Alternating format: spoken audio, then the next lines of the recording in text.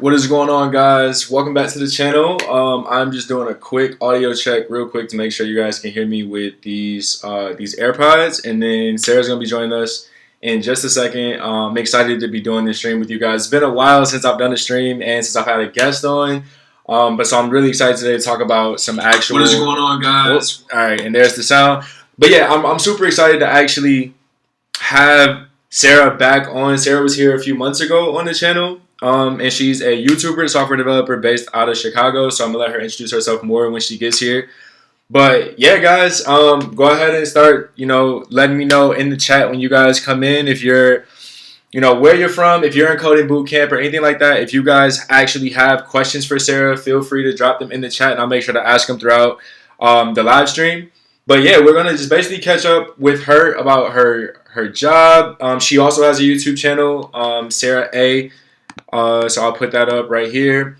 Sarah Amann, or Sarah A. If you look it up on YouTube, you guys will be able to find her pretty easily. She makes tech content, talking about being a software developer, her journey through coding bootcamp as well. So, that's how I initially found Sarah.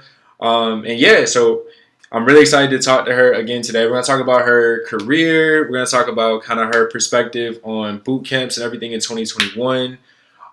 She also is into crypto, which I'm excited to get into and talk to her more about. Some of the stuff she's gotten into lately with crypto. And yeah, we got some other cool stuff, but essentially, guys, it's going to be a career bootcamp conversation. Yeah. So here she is right now. Super excited to bring her in. Hey. Sarah, hey, can you hear me? I can hear you. Can you hear me? Yes, I can. All right, perfect. I just wanted to make sure. What is going on? I see you got the nice headphones now. Nice setup. Work from home setup. Yeah, a little bit of an upgrade. Yeah, right. So I wanted to go ahead and just let you kind of introduce yourself first. I kind of gave him a quick little background, but nothing really in depth. So I was going to let you go ahead and introduce yourself and give a little background real quick. Cool. Yeah, I'm Sarah. I am a software developer. I have been a developer for about 2 years now, 2.5. Graduated from a coding boot camp and went straight into working. And I also make videos on YouTube sometimes, just talking about tech stuff and sharing my journey a little bit. Exactly, and I just went ahead and throw her channel back up real quick for you guys. So if y'all go ahead, make sure you type that into the YouTube search and give her channel a watch and subscribe. So cool, Sarah. Appreciate you. It's been 7 months since we last did our stream, which is kind of crazy because a lot of stuff has happened. So my first question was just how have you been this last 7 months and just, changes with all this quarantine and working from home probably. How's that going? Good. Yeah, it's definitely been a really wild year for sure. Yeah. But the transition into work from home stuff has been great, and I'm gonna continue working from home post pandemic. So nice. Nice. They already announced that, like you're working from home from now on, basically. Yep.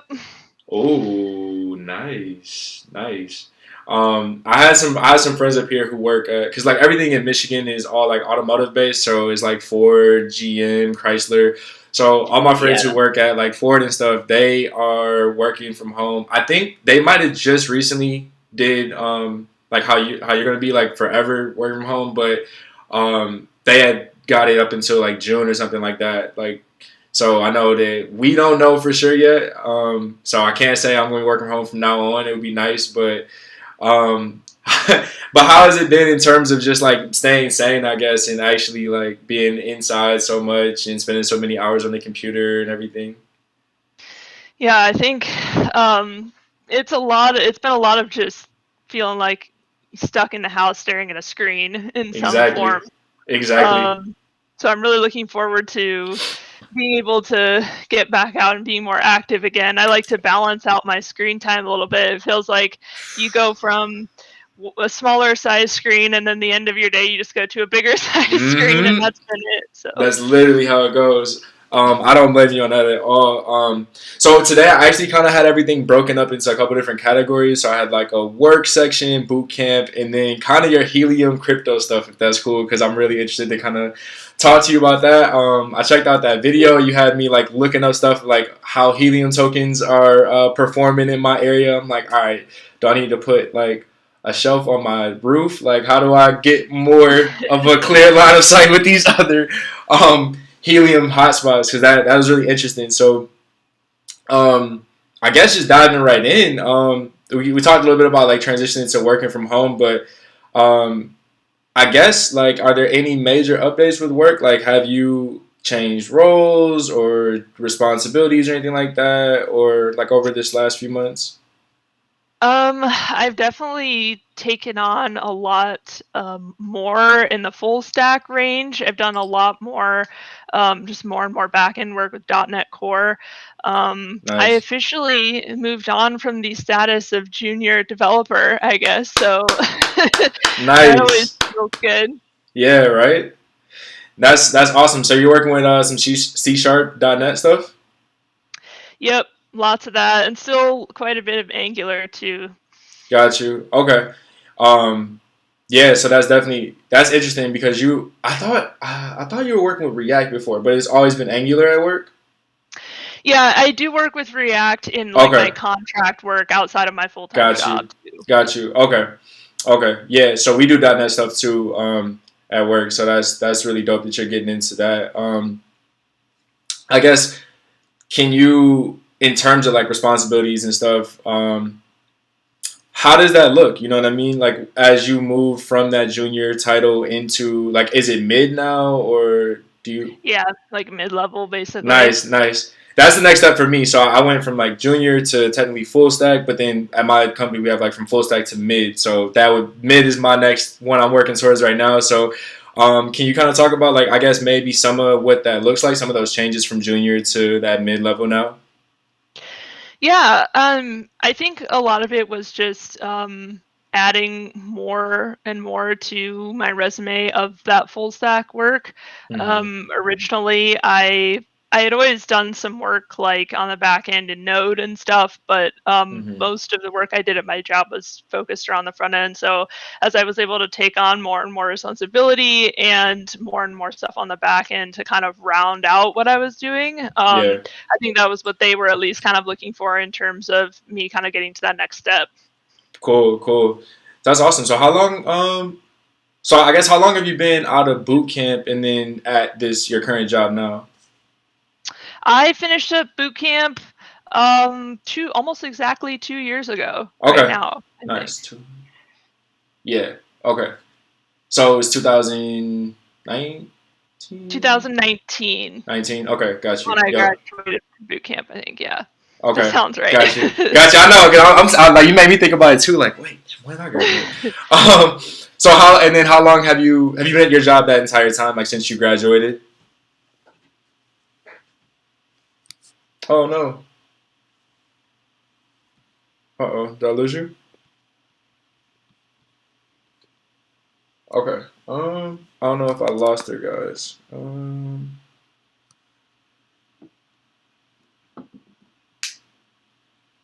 Let's see. Yeah, I think I lost her. Um, let me see if I can. Sorry, guys. Don't know what happened right there. Um, hmm.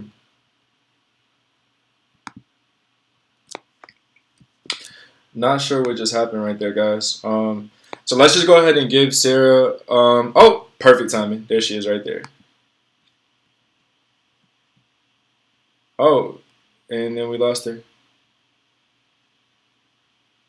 Uh-oh. All right, let's wait till she calls back again. Apologies, guys. A little technical difficulty. I don't know if it was Wi-Fi or if it was on my end. So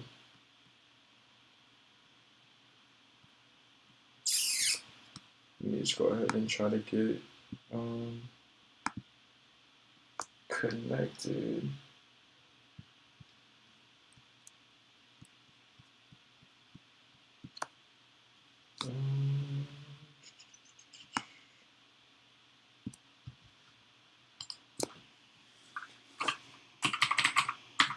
Sorry guys, I go into troubleshooting mode real quick.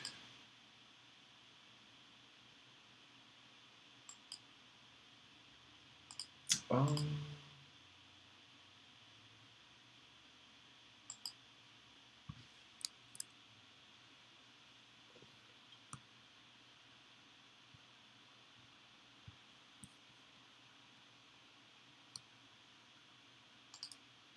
all right. There we go. Can you see me? Hey, yeah. Can you hear me? Yeah, my entire computer just crashed. I don't know what happened. Okay, for sure. I was worried. I was like, I don't know if that's my connection. I don't know if it's the stream, but no, No, we're good. I'm sorry. That was all me. I don't know. That's going to be a fun one to look at later. No, you're good. It wasn't too I bad. don't It know was what probably like a happened. couple minutes. It wasn't horrible. No, we're good. We're good. All right. So yeah, I think you were just telling us about like the kind of some of the differences between your or how long you've been at your job and like you were talking about just some of the differences from your junior to mid role. Yeah, a lot of that extra full stack work, and then I think like being able to kind of take on more responsibility with projects. So when I first started out, I kind of had a person above me who I would kind of like ask a lot of questions to and stuff. And obviously, Mm-hmm. I can still ask questions of whoever, but kind of Mm-hmm. once I got to a point of not really needing him to assist me with things as much and just kind of being able to roll on my own and take on some projects and stuff by myself, I think that Exactly. was a, a step up sort of a thing. Cool. So that's actually a good kind of like segue to like a kind of question off of that. So when you say work on projects, like at your job, are you actually building like new apps from scratch for clients or something like that, or are you more part of like maintaining bigger legacy apps and things like that? Mostly building new products from scratch.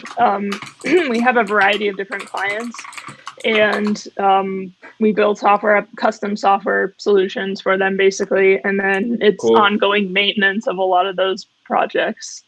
Cool. Okay, so you are actually getting to build things from the ground up in terms of like architecture and stuff like that. That's Yep. really that's really cool. Because so far, my first two jobs have been both like incredibly huge type of companies, and I have not gotten that experience to like work with. When I say huge, I mean just like enterprise. So like, there's the applications can range back to like the '90s or like early 2000s when they were first created, and then there's been like a ton of iterations that we support on top of that. So I've never had a chance to like actually work on a new app from scratch like at work. So that's I'm always interested to hear like what people are doing at work, because it seems like just the range of things you can do at a job are very different just depending on where you are and the company you're at. So that's really interesting. That's really cool. Um, so can you tell us a little bit about maybe like your day to day a little bit at work? Obviously, like don't disclose anything you can't or whatever. But is there anything you can kind of tell us a little bit about like what your kind of average day looks like? Yeah. Usually we start out with a stand up in the mornings. Mm-hmm. Once a week, we have a company wide stand up. So we kind of hear what everyone's working on across all projects. And then Mm-hmm. every day we have a stand up with the team on the direct project that we're working on. Yep. So we kind of go over, what we worked on yesterday, what we're working on today, and Mm-hmm. see if anyone's blocked by anything or anyone needs help.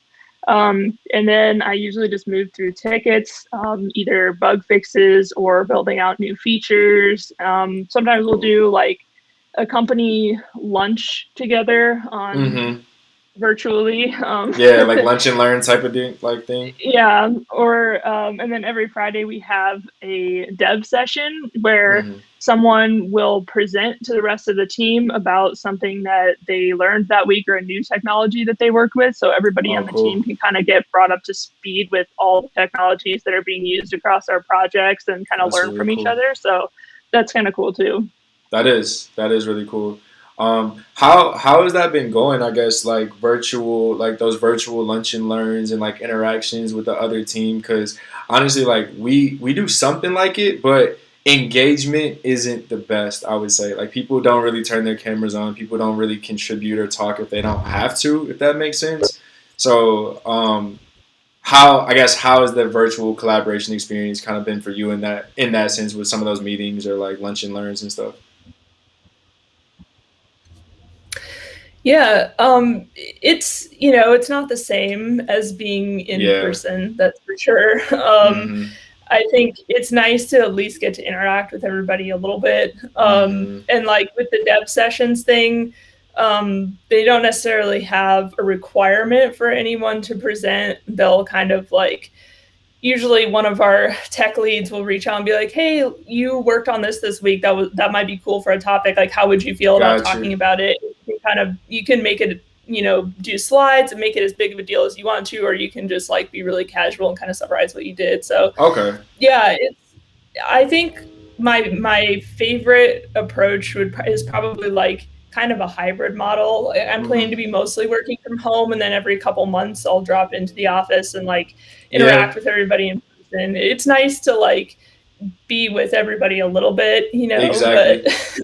Yo, and and you're in Chicago, so like I don't know if Chicago is as similar because you guys are way bigger than Detroit, right? You have like millions of people to live there. We have like probably not even a million, but like everything is kind of downtown in terms of Detroit. Like if you're gonna go out and do pretty much whatever, you're gonna pretty much go downtown. And my job is downtown, so like when I was going to the office, that was pretty much like everybody when they get off, you're already downtown. So it's like if you want to go to a bar, go to like we have a river walk, and like I know y'all have a river walk too. So it's like just stuff like that. You know what I mean? Bop around, go to a restaurant or whatever. But um, I guess being at home though, it's like yeah, now you have to kind of get dressed after work and then kind of go downtown. So so yeah, that's interesting. That like you're saying, kind of going into the office every so often to kind of just probably just go into the office and just be in that downtown. You work downtown Chicago? Is that where you're? so my company is actually based in Iowa. Oh wow, So I'm in a completely different state, but I grew up in Des Moines where the company is. So got you. it's convenient for me to go back there frequently and visit family and friends and stuff like that. So when I first Cool. started there, I moved back to Des Moines for a while and was like in the office full time for a couple months, and then Wow. everything went virtual anyway. So then I just Wow. moved back to Chicago. I was planning to do kind of like to live in both places sort of thing anyway Yeah, and kind yeah. of go back and forth. But the pandemic kind of just like sped that up a I lot. bet. So Yeah, I yeah. just was like, all right, I'll just go back home to Chicago and then Yeah. like come Huh. back to Des Moines every now and then just to kind of check in and hang with everybody. That's cool. So you already worked, well, not remotely, but yeah, pretty much remotely before the pandemic. You already worked for, like, you already worked for a company outside of Illinois before all this even happened. Yeah, it was just like since I was brand new there, I was spending a lot more time in the office right before everything had Okay, happened. got you, got you. That's really cool, actually. Because I think a lot of people don't consider looking for jobs outside of their state. Like especially when you first come out of boot camp. So like I don't know, can you maybe talk about some of that? Like would that be advice that you would give somebody right now? Which I have a question about that, like, your recommendations and stuff for like bootcamp grads 2021, all that coming up later. But essentially though, would you recommend people to not just stay limited to where they are in looking for jobs and everything out of bootcamp? Yeah, I think it depends if you're in a position to be able to take that on. I think Yeah, for me, it was like I applied to jobs in Chicago and then in Des Moines specifically because I knew that it was convenient for me to be able to go back to Des Moines sometimes. And I right, knew right. that since I grew up there and stuff, it wasn't a problem for me to plan to spend some time there. I probably would not apply to a company that was in like a completely random city that I didn't want to spend a lot of time in. Exactly. But Yeah. if you're in a situation where it works out for you to be able to do that, like it worked out great for me because there's a lot of competition in Chicago for all of the roles that are out there and a lot less competition in Des Moines for the same roles. So I was able to negotiate a pretty good situation and honestly a better salary than I probably would have made with a lot of positions here. And there's just the difference between, you know, I used to work in downtown Chicago and did the whole startup world thing. And there's a huge difference between working for a company downtown Chicago versus working for a company in like suburban Midwest. It's just like the pace is way different. So it's kind of nice that, you know, I don't have the same crazy long hours at this company that I would have if I was working, you know, the intensity of a company here in Chicago. So, you know, there's different trade-offs to both things, but if you're in a situation where it can work out for you, like it's turned out nice for me at least. That's really awesome. I think you really gave some awesome insight. Those are things that I didn't even think about, honestly, for people who are like kind of putting the feelers out there for jobs this year. So that's really good to talk about. The differences on your work-life balance or just the I think work culture is so important. I realize now, like kind of going forward, it's really only my second like corporate job where I'm at now, but I can definitely realize that how important company culture and how it fits with like your personal values or like your whatever type of lifestyle or like whatever balance you're looking for in your life is super important to work at a company who kind of, you know, resonates with that or at least respects kind of what your lifestyle is like or your work-life balance is like. Because like you just said, that startup grind can be super real. Like if people have to stay up late at night or pretty much be on call or work weekends, like to get products out. I've seen stuff like that at other, not necessarily startups, but I know that at some of the other company I was at, some other teams had to do that. So that's a really good point. I didn't really think about that. Depending on where you are, it could be a better fit just for like your life. The type of work. Yeah, that's a really good point. So this one is interesting. How, if you can think back on it, like how would you say work is different from boot camp? I know it's like a million ways, but like what are some of the biggest ways you would say work is different than boot camp?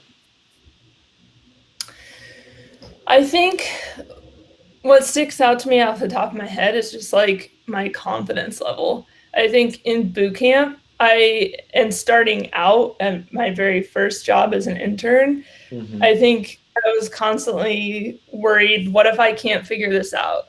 Like, what if I can't solve this? What if I don't know what to do? And that was just, I was constantly worried about that. And now I've gotten to a point where I know that I can figure out at least a way to solve most things. So I don't really have that worry. And, you know, obviously there's always people you can ask, but when you're worried that you can't figure anything out, you're like, well, I don't want to constantly be bothering someone and feeling like I'm useless and can't do anything. Absolutely. So I think the further along I've gotten, like the less I have to have that worry, and that has been really nice. And the more confident you feel, the better you're going to perform and the more comfortable you are to take on bigger stuff. So I think that's probably the biggest difference, is just like the confidence booster that I've gotten from working at jobs and like going through technical interviews and seeing success with it. Like as I get success with each step of the process, I've gained a lot more confidence versus where I was at in boot camp. I was just kind of like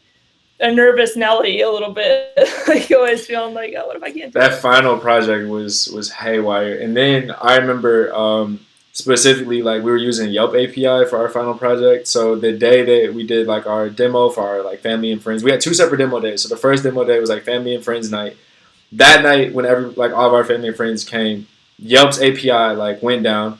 So our whole, like everything we had worked for the last 2 weeks just didn't even work for anybody. And then, yeah, thankfully the employer demo day was the next day, which it came back up and everything. But yeah, I feel you. That last project was so rough, just getting through it and actually getting the first job, and then trying to, like you said, the confidence I think was a huge one, because then you're actually in a real work environment and you're there with people who've been doing it a lot longer than you or developing a lot longer. And for me, I think the biggest thing is kind of like what you were saying. So in boot camp, that was like the only time until afterwards I started like working on my own stuff, but that I really built like a full stack app like from scratch. And then after that, like everything at job wise was pretty much like maintaining this huge legacy system or something like that. So it wasn't so much about like figuring out how to build something as much as it was like, okay, this breaks that. Like you have to kind of know how all these systems kind of plug and play, work together. So Yeah. so you're right. I think confidence is definitely a huge one because the environments are so different. Like the boot camp environment is so different than the actual work environment. But yeah, getting comfortable enough to like ask questions and things like that, or having that person that you kind of trust or can communicate with, I think that's a really good point as well too. Huge help. So that's cool. Um, so that kind of brings us into the boot camp section of stuff. So I was actually going to ask you. I know you made a video recently about it, but like, what are your thoughts on boot camps in 2021? Like, how do you feel about them? I think it's, it depends so much on the situation. And there's so many boot camps now out there. Even since Mm-hmm. I went to boot camp, there's so many that have popped up. And, Mm-hmm. so many of them are, I don't want to necessarily say a scam, but they're not all that they're cracked up to be. And maybe misleading would be the Yeah. word. Mm-hmm. So there's that, and then there's, it really depends on what you as a student need out of the boot camp, because Mm-hmm. there's some boot camps that, you know, they actually are a great supplement to like self-learning. Like if you're Mm-hmm. planning on being self-taught, and then, maybe having one of those smaller online only boot camps to help guide you a little bit Exactly. is not a bad idea. But if you're looking to do the boot camp only, get out and get a job, then having just that little, online program with an instructor who doesn't have a ton of experience, that's probably not going to be a great solution for you. So Exactly. it's tough with so many options out there now to Mm-hmm. know which type of boot camp is the one you should be looking at for Yeah. what you need. Yeah. I love it. Sarah with the gems, guys. Sarah's dropping gems right now. I love it. Cause yeah, I totally agree. Yeah, I don't know. I don't even know when I felt like I started feeling that way too. Like when I started noticing boot camps were like not changing, but I don't know, their marketing became different. It seemed like I talked about this not so long ago. Like it seems like it's less competitive to get in. I don't know if that's like an accurate assumption, but I just feel like it was really really tough to get into a boot camp like a few years ago, like the like 2017, 2018, right? And I guess 20 even 2019. Like what boot camp did you go to again? What was it called? I went to one through Northwestern University. Okay, got you. Um, so yeah, I don't know what it is. I don't know if like boot camps just started gaining a lot of like I don't know buzz, or if a lot of people started hearing about other or knowing people who went to boot camps. But the influx of people who seem like they're going to boot camps, and like you said too, there's boot camps for like pretty much everything now. Like there's not just developer boot camps, but there's like UI Yeah. UX boot camps, there's project management boot camps, there's DevOps boot camps, system administration. Like I've seen boot camps for almost anything. And they range so much in price. Like there's these ones now. We just got one here. General Assembly. Yeah, I Mm. think yeah, General Yep. Assembly, and I think they're like $1,500 the boot camps. And I was thinking to myself like, all right, so that's good when you compare it to like our other boot camps here, like probably 12,000 plus. But at the same time, it's like, all right, what's the 10 grand difference? You know what I Right. mean? Like, what are you Yeah. getting in that? So I don't know for sure, but like you said, there's things like Lambda School, which I think is free until you get a job and stuff like that. So I like how you're saying kind of like they're in 2021. It sounds like you're saying they're better of almost like supplementing your self learning with them versus completely relying on them to learn coding. Yeah, especially if you're going to go with the more affordable boot camps route, kind of like the online only, like cheaper programs, Right. like you're saying, like a $1,500 program or something. You can't really go into that expecting to spend that and then come out, being completely job ready. But Mm-hmm. if that's a way for you to get access to someone who can kind of tutor you and help you as you're trying to self-learn, like Yeah. that could end up being, a good investment. So I think where it Mm-hmm. gets tricky is how is the boot camp marketing itself? If you have a boot camp like that and they're trying to claim that they're competing with some of these other programs that are a lot Mm-hmm. more sophisticated, maybe, then that's where you start to question a little bit, like maybe the Yeah. authenticity of the program. Yeah. I think that's great because it's like with anything, right? Like I'm like even if you're going to college right now, I feel like you would definitely want to do your research on that school or the program you're trying to go into. So I feel like boot camps are really no different. And then I don't think it's a one size fit all, right? Like I know I have friends who went to certain boot camps and like it was too fast, like the curriculum was way too fast, or they just didn't work out the instructor, teaching style, whatever it was, and then they went to a different boot camp and they were completely fine and they have jobs now and everything. But so I guess it's more about kind of figuring out yourself as a learner and like what you need because I know in hindsight I always say that boot camp definitely helped me with like backend. Like I took a Java boot camp and up until that point I really had a hard time learning like JavaScript or just any backend concept. So I think for me it was nice having a teacher or like a TA, somebody who can really like I could Yeah. ask questions to and like they could actually kind of like explain things in a way that I might understand it because they knew me. But at the same time though, I've learned a ton of things online. You know what I mean? And there are a lot of resources that you can learn things online.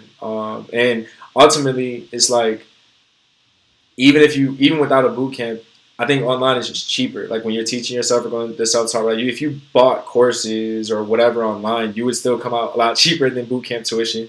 Um, so I guess if you have any advice, like what would you say on kind of that someone who is trying to figure out what the best route is for them? Like how does someone know if they should go to boot camp versus spend time on their own online, kind of just learning? Yeah, the whole boot camp versus self-taught thing. Yeah. For me, I knew that I needed the boot camp Mm-hmm. because I needed that structure and someone to kind of help me through it. I really Mm-hmm. respect people who can be completely self-taught. I Yeah. think I would Right. have I would have struggled and needed to get a mentor of some type at the very least. And at that point in time, I was working multiple jobs and had a lot going on. So for me to be able to carve out that time, it was really helpful to have a boot camp to be like, I have to be at class from this time to this time, and like nobody can bother me for anything else Exactly. during Yep. this period. Like Mm-hmm. that in itself, I think it just would have been so hard for me to carve out that amount of time I on agree. my own with the kind of schedule that I had. So that's definitely a big value with boot camps. Sometimes it's just you need that structure, I think. So it really I agree. depends on, if you're in a situation where you can kind of just spend time on your own at home and you don't have like during this pandemic year, like a lot of people were just at home, with nothing else to do. So you could probably get a lot of self-taught time in during a year like this. But Exactly. during normal life that can be a lot harder, I think. Yeah, I second that all the way. This the consistency and the need to show up to class. I think that was definitely huge, and the fact that you're getting like homework or like challenges or assignments, something every day to kind of like push you, like gradually a little bit more and more. It definitely can help with staying motivated. At least for me, help me to stay motivated. Like you said, build those repetitions and stuff like that. Now I'm not gonna lie. I think it was only like week 2 or 3 when I really like started feeling like I don't know about this. Like I was really having a rough time. It was like right around getting into like regex. Like we had like a regex homework assignment. And I remember going home being like, I don't think this is for me. Like I don't. But like you said, I think the structure is really the structure and then like just the cohesiveness with like our camaraderie of having like classmates and other people who are struggling too, or like my actual teacher in boot camp, she went to boot camp. Like she had been out for like 5 years, but she went to the same boot camp too. So it was cool because I felt like she still could remember what it was like when she was in boot camp and when she was brand new. So it didn't feel like somebody with 20 years of experience was teaching me. And I think that was good too, because I think that's my gripe sometimes with like internet lectures, or even when I'm dealing with like architect or senior level people. Sometimes it's like they're so far removed from kind of like where you're at, or like where like when they didn't know certain things, that it's hard to explain everything they know. Like you really just have to kind of go through it and make those mistakes and put that time in. Yeah. Yeah, and that's a great point about the camaraderie too. I think like with boot camps, you get the opportunity to do those group projects and stuff, and on your own, I mean, how are you going to really force yourself to learn Git management in a workflow where you're merging in other people's work with your own and resolving those conflicts and stuff? I think that's also a really valuable part of at least some type of program, is being able to work on the same project with other people. Because likely, that'll come up. If it doesn't come up in your interview, like you're gonna end up using version control when you get to your job. So like if you haven't, even if you somehow magically finesse your way through your interview without like talking about any of that, then when you get to your job, there's gonna be a learning curve for sure. You're gonna need it. Yeah. Okay, so. All right, so like last couple boot camp questions, and then we can kind of like roll on to the next topic. But okay, were you prepared, do you think, for your first job after boot camp? Did boot camp prepare you well for your first job?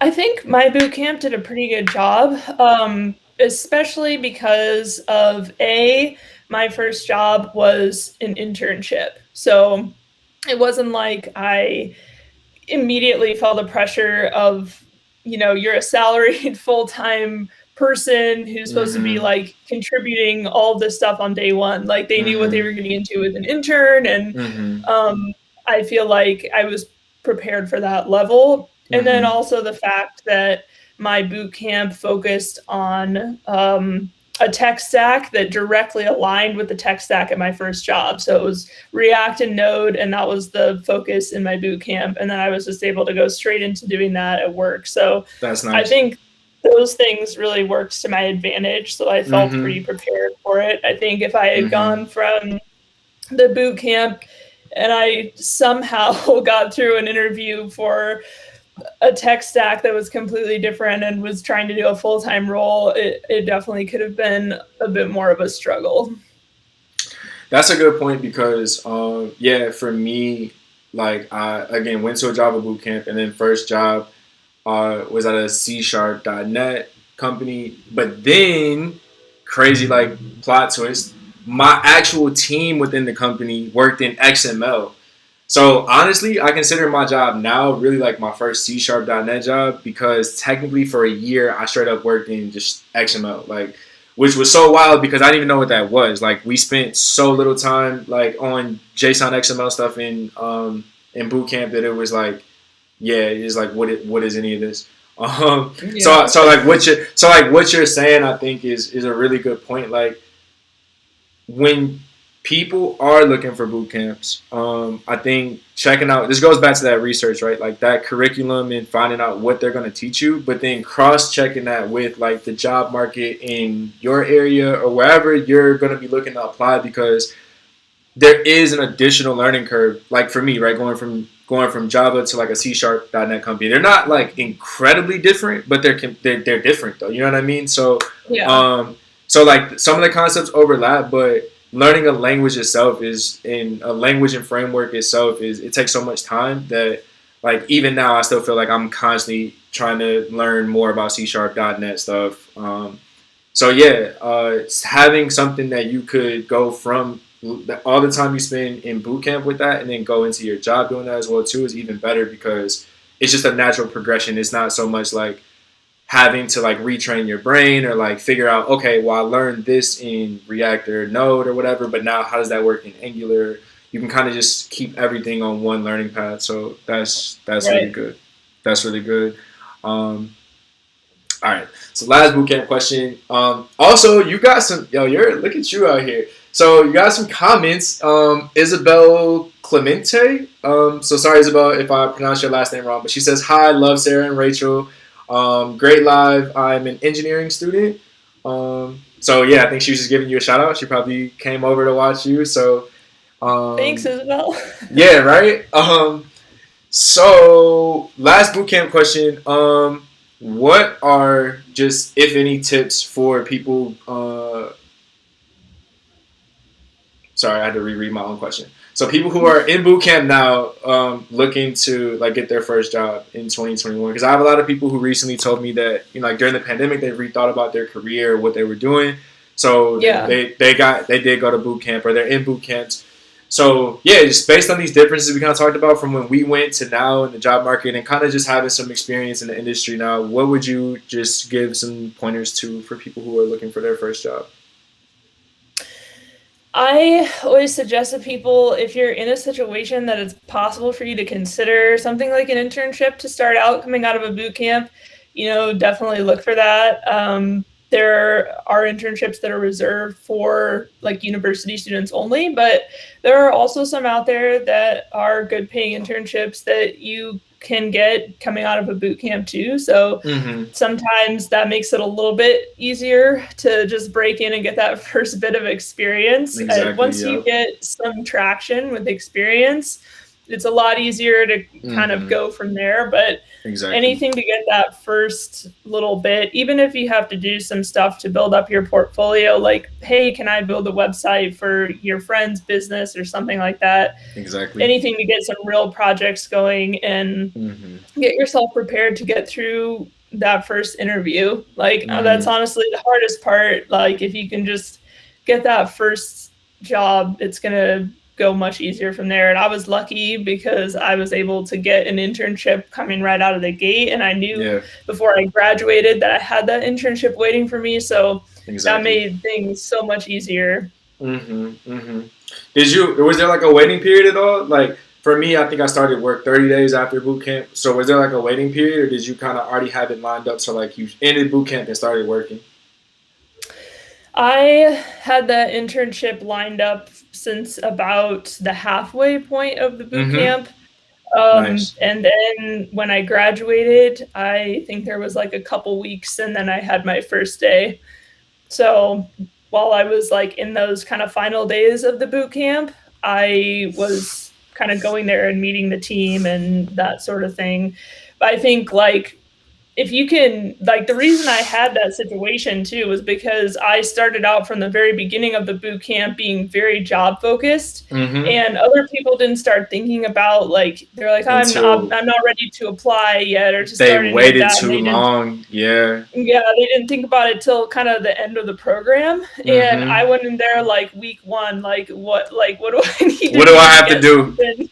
On my resume, and like, because I had no relevant experience or any programming experience going into it. So I was like, I immediately started applying and I got a part-time job. There's a coding school for kids in Chicago. Then I applied there. I was like, hey, I'm a boot camp student. Like, can I come help teach the kids? And so I immediately went and started doing that. I was like, okay, that's something related, like coding related on my resume. Like, anything you can get. And I just started with that and just kept going. And so I was able to get something lined up. So I think, the best advice is just like start as early as you can with that. Don't worry about like, oh, I'm not ready yet. Just any little thing that you can do to get something on your portfolio is going to be helpful. Yep, I think that's a great point because my again, another good friend of mine who went to a boot camp, she also did it was like a volunteer type of internship. So I think it was unpaid at first, but it was like a blockchain type of thing. And again, just to put it on her resume that that she had some sort of experience working as a developer. And so I think that's great advice too. Like one, start applying early. Or earlier, sooner than later, I guess, when you're in boot camp, because again, it takes weeks just to like hear back from anybody usually and set up those interviews, and you're gonna get rejected to some of those anyway. So it's like Yeah. the sooner you start, the better. I think that's definitely really good. And then just getting experience pretty much however you can, even if it's just like doing freelance stuff or freelance websites or apps for people, or doing internships and just looking for pretty much whatever that's in that, using those skills for sure. So crypto. All right. So I feel like you make crypto so interesting, right? So one, can you kind of just tell us when and how did you get into crypto? Yeah, so it's interesting because I actually got into tech because of crypto. I was actually into the crypto stuff first back in early 2017. I started getting into Bitcoin, and I got into that because of Twitter. I honestly just like fell down a rabbit hole on the internet and got into that corner of Twitter and started getting into Bitcoin. And it was because of that I said I'm interested in learning how to code and how to get more involved in the tech world, because I was really fascinated by the whole blockchain thing and all of the underlying tech there. So that was why I decided to become a developer. And then that first internship I had was at a crypto related startup. So that was a fun full circle moment for me. And I definitely loved that job. So, and since then, a lot of the contract work that I do outside of my full-time job is a lot of crypto and DeFi related stuff. So that's super dope. Yeah, because honestly, I feel like I was really late to the crypto thing. I still don't own any, but in terms of kind of just like getting into it, yeah, I definitely feel like I was late to the party. Startups kind of got me involved in coding, so that's really like it's really interesting just hearing people's stories and like how you were already into crypto before you got into coding. Because for me, I was into like startups and stuff, and that's kind of what brought me over. But I had no idea about crypto. So can you tell us about your? Okay, so I guess helium's one thing, but then you have the helium miner from your video. So I guess can you kind of tell us about that? Like starting with I guess maybe getting into helium, how you found out about that crypto token specifically, and then how did you get into the whole mining thing and how's that going, all that good stuff. yeah, so on my main channel, I make just kind of like lifestyle videos and vlogs, and I did a partnership there with there's a browser extension called Lolly, and it lets you earn Bitcoin back on purchases that you make online. It's actually very cool. They reached out about doing a collaboration on my main channel, so I partnered with them. And that partnership went well for them, and they ended up referring me to some other people, startups basically in like kind of the blockchain space. And that was how Helium found out about me, and they said, "Hey, we'd love to work with you on your tech channel, and send you a miner." And I was like so stoked. I was like, "Oh man, like I've always kind of wondered about having one of these." Like they're expensive too, yeah. And they sent you one for free, yeah. So yeah. Yeah, I've been looking at buying one in the past, and so when I saw that they were offering to send one, I was super excited. So I made the video about that, and honestly, I expected it to perform okay in terms of mining rewards and earnings, but right after I got it set up, like the price of helium has kind of just exploded. Yo, it's been going nuts lately. I think when I watched your video at first, it was like $2, maybe $3. Yeah, it was like $2 when I made the video. Yeah, now it's like 8 or 9, maybe. Yeah. And so the miner has just like way outperformed my expectations, and then that video went so well with them, and it sold a bunch of miners, and so they have like third-party manufacturers that make other versions of the miner. You can't even get it. It's on back order right now. You have to back order now for like May or something like that. Yeah, and they're in high demand, and these manufacturers have reached out to me individually, and they're all sending me their miners too. So I've got multiple miners right now. Sarah! Okay. Yo! And the prices keep going up. I'm like in a few weeks, I've made like thousands of dollars worth of helium tokens just mined from these hotspots. It's just kind of funny because I feel like I just kind of stumbled into it. But All right. Okay, so number one, this is me personally, like Darian, asking you. This is not for like anybody watching. Do you think I should buy a miner? Like, because if you say, because listen, I swear to God, I was so close to buying one, and I was just like, the back order threw me off. One, because there's two different ones, right? There's the ones that Helium makes, and then there's the third party miners, like you were saying.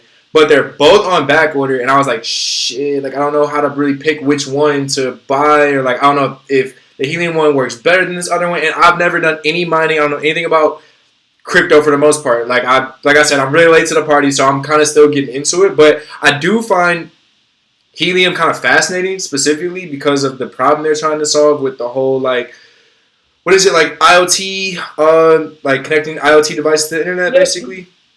So I feel like that on top of like conceptually, I think what they're trying to do is really cool. So I haven't spent a lot of time getting into a bunch of other tokens, but I do like where they're trying to go with their concept, and watching the price kind of like be how it's been. Like I do not in 5 or 10 years want to be like the people who wish they would have gotten a Bitcoin before now. I'm looking at this Helium thing like, all right, this thing has legs potentially. So I'm seriously looking at doing it. It's just that here in Detroit, I think there's only one other miner in the city, and it's like there are some closer ones in a city called Dearborn Heights, which is like maybe 10 or 15 minutes from where I live. But the only other one in Detroit is like all the way downtown. So I was wondering, like, is it worth me still getting, or should there be more miners near me to really for it to make sense? But yeah, so they say that the more miners that you're around, the more likely you are to have bigger mining rewards. Exactly. I'm located in Chicago proper, so there are quite a few around my area. So that's definitely working to my advantage. Right. However, the miners that are in range of you depends a lot upon the topography of your area. So I'm in Chicago, but there are a lot of tall buildings around me, which blocks signal and limits some of the miners that would be in range. If you're in an area where there's not as many miners close to you, but it's a lot flatter, then miners that are further away might actually be in range for you that would not be in range for me with a lot of buildings around. So you kind of have to look at the area specifically that you're in, and with each device, how far the range can be, because you might have a lot in range and you might not. Right. The more that are, then the more that you're likely to earn. As far as the hotspot itself, Helium, from what they were saying to me, I'm kind of gathering that they don't really have immediate plans to continue manufacturing the white hotspot miner, the one that they make themselves, that they sent me.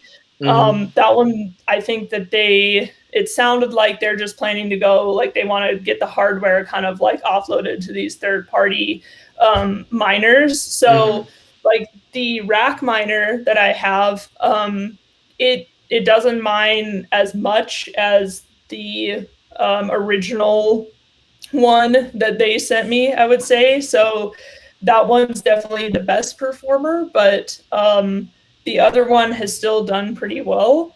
I know there's also, I have a Nebra and a Bobcat miner, which are also on the way. So I'm going to be doing a video at some point kind of comparing the performance of all 4 of those different miners, and, you know, hopefully kind of actually be able to see how they do up against each other, which I think will be kind of interesting. But yeah, if you're someone who's not familiar with crypto at all, mining can be kind of a confusing place to start for your very first thing. But if you've already got a grasp on like how some of this DeFi stuff works, then for me, it's a lot of fun. Like, I'm just kind of like having a great time with the whole thing, and I love crypto and have been in the space for a long time. So this is so fun for me to compare these devices and watch all of it happen. I love it. So when you say like if someone's never, like, i.e. me, and like someone's never, like, brand new to crypto, never really got into mining, like what should I be on the lookout for when I'm like looking for these miners or whatever? Like, do you think that it's too soon basically like to jump in without kind of really knowing a ton? Like, should I first do more like research maybe about helium or the miners, or you know I what I mean, mean?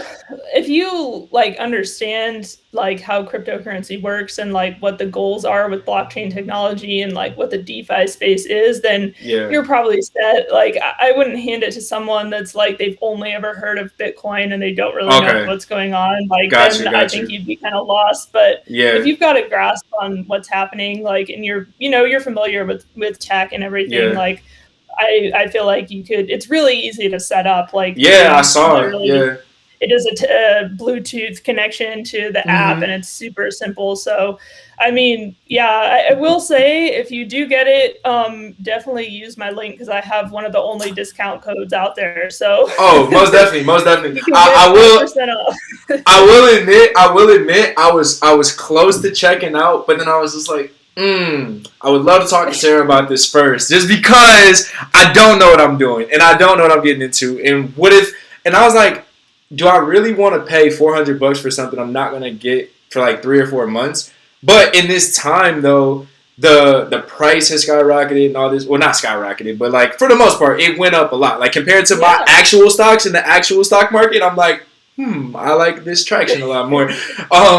So I've seen that you can't buy helium on like Coinbase, and I promise not to like make you like ask a bunch of helium questions and make you like a rep for them. But I've looked on like Coinbase, and it doesn't seem like you can actually get helium or buy or sell helium on Coinbase. So I think Binance or Bnet, like however you pronounce that, Yep. yeah, that seems like the place where you buy/sell or like where you can convert it into actual cash. So I guess I'm wondering, have you gone through that process yet? Of like, I guess you have like your Helium miner, and that's keeping your Helium tokens in like a Helium wallet, but then you have to actually like sell or like actualize those tokens on something like Binance or something if you really wanted to like liquidate it or whatever. So is that in the right range? Yep, that's absolutely right. The Binance exchange is where you can get the Helium token to exchange for crypto or for US dollars. I will say Binance as an exchange, the verification process to be able to withdraw US dollars specifically is kind of a pain, and sometimes it takes them like a few weeks to do your approval. So if you're planning on like you want to do a withdrawal right away, like you would want to make sure that you get verified on there. Mm-hmm. I don't really use Binance for much else. So I'm actually not verified to withdraw US dollars from Binance because after going through the long process, I don't have like, because I've moved so many times and I have been in different states, I don't have an ID that matches my current address or like a bill that matches the right place. And so I was just they were like, what is going on with all this So stuff? but you need all that type of I stuff was like, to. forget it.